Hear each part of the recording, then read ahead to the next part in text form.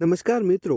તો આ વાર્તા આપણી ચેનલ પર ફક્ત 7 દિવસમાં જ 1 લાખથી વધારે લોકો જોઈ રહી હતી. આ વાર્તા ખૂબ જ હૃદયસ્પર્શી છે અને મારી પ્રિય વાર્તામાંથી આ એક વાર્તા છે. તો મિત્રો, ભલે આપણે પહેલે આ વાર્તા સાંભળી લીધી હોય, પરંતુ ફરીવાર અંત સુધી આ વાર્તા સાંભળજો અને તમને એવું લાગશે કે આ વાર્તા આપણે પહેલી વાર જ સાંભળી રહ્યા છીએ.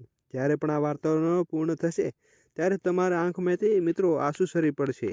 શાંતિથી બેસીને અંત સુધી સાંભળજો એવી મારી નમ્ર વિનંતી છે. એક દિવસ હું ઘરે આવ્યો અને મારી પત્ની જ્યારે મારું જમવાનું પીરસી રહી હતી ત્યારે મેં તેનો હાથ પકડ્યો અને કહ્યું, મારે તને કશું કહેવું છે. એ શાંતિથી નીચે બેસી અને જમવા લાગી. ફરી મેં તેની આંખોમાં જોયું અને જાણ થઈ કે તે ખરેખર એનું મન દુભાયું છે. મને ખબર ન પડી કે આ વાતની શરૂઆત હું કેવી રીતે કરું. છતાં હું જે વિચારતો હતો એ તો મારા માટે એને કહેવું જ હતું ને. મેં સ્વસ્થ થઈને શાંતિથી મારી વાત શરૂ કરી અને કહ્યું, મારે છૂટાછેડા જોઈએ છે. મારી ધારણા મુજબ આ વાક્ય સાંભળતા જ એના મોં પર સંતાપ ન દેખાયો, બલકે એણે નમ્રતાપૂર્વક મને પૂછ્યું, શા માટે? મેં એના વળતો પ્રશ્નનો જવાબ ના આપ્યો. આ વાતથી તે ખૂબ જ ગુસ્સે થઈ અને લાકડાનો તરવિયો મારી તરફ ફેંકીને આક્રોશમાં બોલી, તું તો માણસ જ નથી. તે રાત્રે મને એકબીજા જોડે વાત ન કરી અને રડતી રહી. મને ખ્યાલ હતો કે એને જાણવું હતું કે અમારા વૈવાહિક જીવનમાં શું થઈ ગયું છે, પરંતુ એને સંતોષકારક જવાબ ના આપી શક્યો. મારું હૃદય હવે જયની નામના સ્ત્રી માટે ધડકતું હતું અને હું મારી પત્નીને પ્રેમ નહોતો કરતો અને એના માત્ર દયા ઉપજતી હતી. છેવટે અપરાધી અત્યંત લાગણી સાથે છૂટાછેડાનો દસ્તાવેજ તૈયાર કર્યો અને એના માટે નોંધ કરી અને મારી પત્નીનું અમારું મકાન આપીને ગાડી અને અમારી કંપનીના 30% જેટલો ભાગ પોતાની માલિકીનો કરી શકશે. અને મારી પત્નીએ દસ્તાવેજ પર એક નજર ફેરવી અને પછી ફાડીને તેના ટુકડા કરી દીધા. જે સ્ત્રીએ મારી સાથે એની જિંદગીના 10 વર્ષ વિતાવ્યા હતા એ મારી માટે એક અપરિચિત વ્યક્તિ બનીને રહી ગઈ. મને એનો સમયનો સહારો અને ઊંચક વ્યવહાર કરવાનો ભારે પસ્તાવો હતો. છતાં મેં જે કહ્યું તે શબ્દ હું પાછા નહોતો લઈ શકતો, કારણ કે હું જયની બહુ પ્રેમ કરતો હતો અને મારી ધારણા મુજબ દસ્તાવેજો ફાડ્યા બાદ મારી પત્ની મારી સામે બહુ જ મોટેથી રડી પડી અને મારી માટે એનો આંસુનો મારી આઝાદી અને મારો છુટકારોનો સંકેત હતો. છૂટાછેડાની વાતે મારા મન ઉપર છેલ્લા કેટલાક સમયથી કબજો કરી લીધો હતો અને હવે વધુ દ્રઢ અને સ્પષ્ટ થતી જણાય છે. બીજે દિવસે જ્યારે હું મોડી રાતે ઘરે પહોંચ્યો ત્યારે મેં જોયું તો મારી પત્ની કંઈક લખી રહી હતી અને આખો દિવસ પેલી જયની જોડે વિવિધ પ્રસંગમાં વિતાવ્યા બાદ હું ખૂબ જ થાકી ગયો હતો. તેથી રાત્રિ ભોજન કર્યા વગર ઊંઘી ગયો. હું વચ્ચે ઉઠ્યો ત્યારે મેં જોયું તો હજી કંઈક લખી રહી હતી અને ખેર મને એવી વાતની પરવા નહોતી, એટલે પીઠ ફેરવીને સૂઈ ગયો. સવારે તેણે અમારા છૂટાછેડા માટે અમુક શરતો મારી સમક્ષ મૂકી અને મારી જોડેથી કશું જોઈતું ન હતું, પણ એને છૂટાછેડા પહેલાં 1 મહિનાની નોટિસ જોઈતી હતી. એણે એવી વિનંતી કરી હતી કે 1 મહિના દરમિયાન અમે 2 સરળ વ્યવહારિક જીવન જીવવાનો પૂરેપૂરો પ્રયાસ કરીએ અને એની આ શરતો માટેનો કારણો બહુ સરળ હતા, કારણ કે આ મારા પુત્રને 1 મહિનાનો સમયગાળોની પરીક્ષાઓ હતી અને અમારા છૂટાછેડાને લીધે એના અભ્યાસમાં કોઈ બધા આવે એ ઈચ્છતા ન હતી. આ શરતોને મંજૂરી હતી, પરંતુ તેણે કેટલીક અન્ય શરતો પણ મૂકી હતી. એ ઈચ્છતી હતી કે હું સમય યાદ કરું જ્યારે અમારા લગ્ન દિવસે તેને ઉંચકી હતી અને અમારા શયનખંડમાં લઈ ગયો હતો. એને એવી વિનંતી છે કે હું તેને આ 1 મહિના દરમિયાન રોજ સવારે અમારા શયનખંડમાંથી અમારા ઘરની મુખ્ય ઓરડીમાં દરવાજા સુધી ઊંચકીને લઈ જાઉં.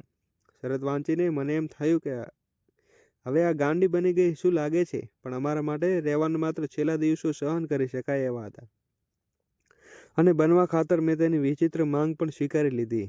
ખાનગીમાં મેં જયનીના પત્નીના છૂટાછેડાની શરતો વિશે વાત કરી ત્યારે આ વહિયાત વાતો સાંભળીને હસી પડી. તેણે ધિક્કારપૂર્વક કહ્યું, તારી પત્ની ભલે ગમે તેટલી તર્ક અપનાવે, પરંતુ એણે આ છૂટાછેડાનો સામનો તો કરવો જ પડશે ને. મેં જ્યારે અમારા છૂટાછેડા વિશે પત્નીને સ્પષ્ટ વાત કરી ત્યારથી અમારા બંને વચ્ચે કંઈક શારીરિક સંબંધ ન હતા.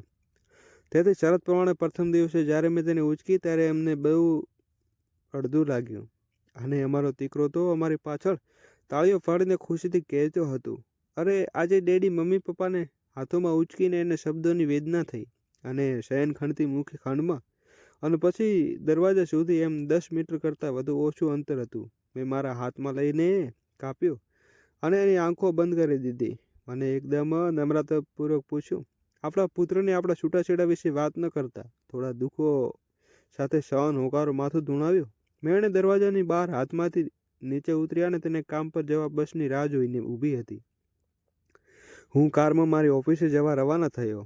પછી બીજા દિવસે તો બહુ સહનતાજી વર્તી શકાય તે મારી છાતી ઉપર ટેકો લીધો અને એના વસ્ત્રોમાંથી આવતી સુવાસનો અનુભવ થયો અને સમજાતું હતું કે આ સ્ત્રીને મેં છેલ્લા ઘણા સમયથી ધ્યાનથી જોઈ પણ ન હતી અને એ પણ સમજાતું ન હતું કે હવે યુવાન નથી રહેતા.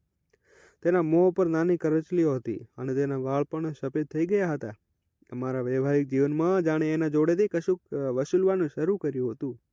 એક ક્ષણ માટે હું વિષમમાં મુકાઈ ગયો અને આની જોડે શું કરવું દીધું છે.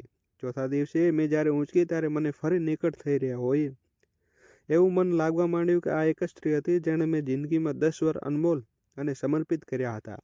પાંચમા અને છઠ્ઠા દિવસે મને અહેસાસ થયો કે મારી નિકટતા વધી રહી હતી. મેં જેને વાત કરવાની જાણ ન કરી, જેમ જેમ માહિતી વીતતો ગયો તેમ તેમ એ ઉચકતું હતું. મારા માટે સહેલું હતું. કદાચ આ રોજની કસરત મને ખૂબ જ મજબૂત બનાવી રહી હતી. એક સવારે મેં અમુક વસ્ત્રો પસંદ કરી અને તેણે અમુક પહેરી માપી જોયા, પરંતુ બરાબર ફિટ બેસે તેવા એકેય કપડાં ન હતા. નિશાસો નાખતા તે બોલી, અમારા બધા વસ્ત્રો માપ કરતાં મોટા થઈ ગયા છે.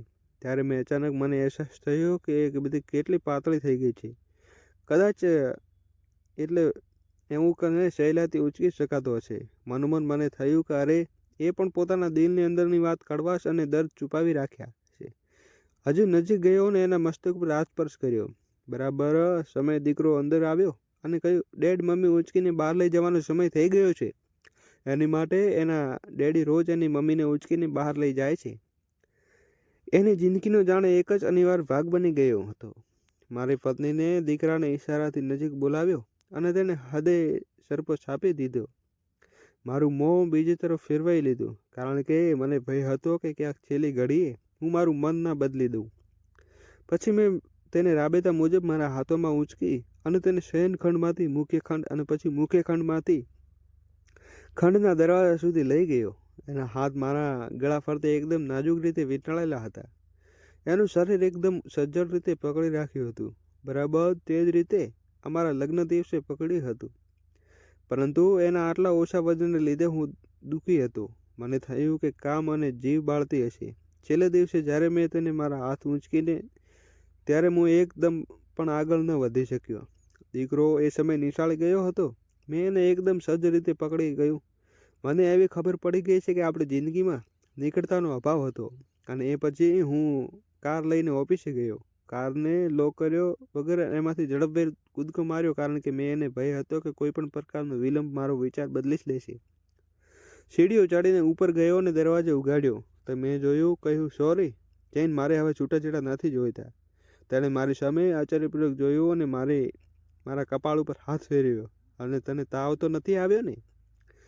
મેં એનો હાથ કપાળ પરથી હટાવ્યો અને સોરી જૈન, મેં કહ્યું, છૂટાછેડા નહીં જોઈતા.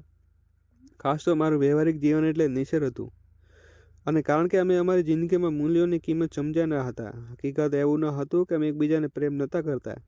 હવે મને અહેસાસ થાય છે કે જ્યારથી અમારા લગ્ન દિવસે હું એની મારી ઘરે લઈ ગયો હતો ત્યારથી અમારું મૃત્યુ અમને અલગ અલગ ન કરે ત્યાં સુધી અમે એને સાથ આપવાનો હોય છે. મારી વાત સાંભળી અને જૈન જાણે અચાનક નિદ્રામાંથી ઉઠી ગઈ એમ આવક થઈ ગઈ અને તેને જોરથી તમાચો માર્યો અને પછી એટલા જોરથી દરવાજો બંધ કર્યો કે ચોધાર આંસુએ રડી પડી. હું સીડીઓ ઉતરીને નીચે ગયો. પછી કાર લઈને નીકળ્યો તો રસ્તામાં એક ફૂલોની દુકાનમાંથી મેં મારી પત્ની માટે ગુલદસ્તો ખરીદ્યો. દુકાનદારે મને કાર્ડમાં કંઈક લખવા વિશે પૂછ્યું. મેં સ્મિત કર્યું અને લખ્યું, મોત આપણને અલગ ન કરી દે ત્યાં સુધી હું દરરોજ સવારે ઊંચકીને સાંજ સુધી હું ઘરે લઈ આવ્યો. મારા હાથોમાં ગુલદસ્તો અને ખૂબ મુખ પર મુસ્કાન હતી. સીડી ચડી ઉપર મારી પત્નીએ મળવા ગયો, પણ તે સમયે તેના દેહ સાથ છોડી દીધો હતો અને એ પછી મને ખબર પડી કે મારી પત્ની છેલ્લા અમુક મહિનાથી કેન્સરથી પીડાતી હતી. તેનું વજન ઘટતું હતું, પરંતુ એનો જૈન સાથે એટલો વ્યસ્ત હતો કે એમાં કોઈ નોંધ લીધી ન હતી.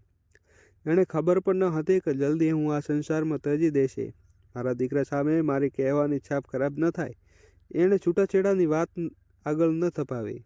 કમસે કમ હું મારી પત્નીને સમક્ષ એની આંખોમાં એક પ્રેમાળ અને પતિ તરીકે રહી શકું છું. ત્યાંથી વધુ આમ તો કર્યું. મિત્રો, આ વાત આપણને પસંદ આવી હોય તો વિડીયોને લાઇક કરી અને આપેલું લાલ બટનનું કવર દબાવીને ચેનલને સબસ્ક્રાઈબ કરવાનું ભૂલશો નહીં. ચેનલ ઉપર અવનવી વાર્તાઓ સમયસર આપણને મળતી રહેશે. આગળના એપિસોડમાં જે મિત્રો સરસ મજાની કોમેન્ટ કરેલી છે, મિત્રોના નામ સાથે હું કોમેન્ટનું એકવાર ઉલ્લંઘન કરીશ. તો સૌપ્રથમ ઈશ્વરી માધવી લખી રહ્યા છે કે વેરી નાઇસ સ્ટોરી, જય શ્રી કૃષ્ણ.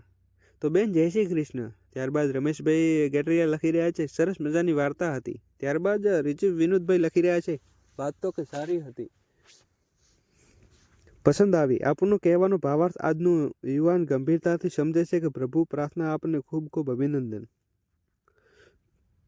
તો ધન્યવાદ રિવાજ વિનોદભાઈ, ખૂબ સરસ મજાની સ્ટોરી કોમેન્ટ કરી રહ્યા છે. ત્યારબાદ શોભનાબેન પાઠક અમેરિકાથી લખી રહ્યા છે કે ખૂબ ખૂબ હૃદયસ્પર્શી કહાની હતી. ભાઈ શોભનાબેન પાઠક અમેરિકાથી